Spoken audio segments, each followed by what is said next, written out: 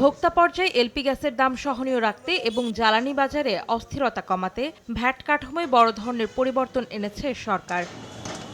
সোমবার জাতীয় রাজস্ব বোর্ড এনবিআর থেকে জারি করা আলাদা দুটি প্রজ্ঞাপনের মাধ্যমে এই সিদ্ধান্তের কথা জানানো হয়। নতুন এই সিদ্ধান্তের ফলে এলপিজি কেনার ক্ষেত্রে গ্রাহকের ওপর বিদ্যমান মূসক ভার প্রায় 20% হ্রাস পাবে বলে আশা করছে এনবিআর। এই উদ্যোগের সুফল যেন ভোক্তারা পান তা নিশ্চিতেও সরকারকে কাজ করার তাগিদ ক্যাবের।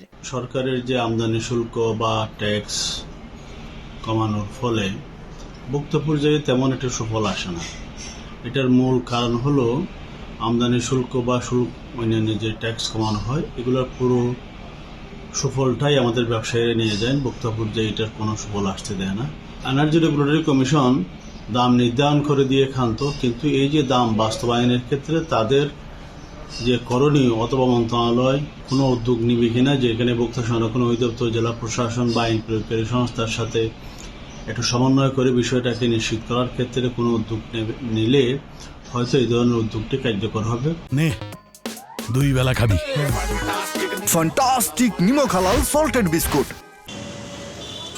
নতুন সিদ্ধান্তে স্থানীয় উৎপাদন ও ব্যবসায়ী পর্যায়ে বিদ্যমান 7.5% ভ্যাট এবং আমদানি পর্যায়ের 2% আগাম কর পুরোপুরি প্রত্যাহার করা হয়েছে। একই সঙ্গে আমদানি পর্যায়ে 7.5% ভ্যাট আরোপ করা হয়েছে।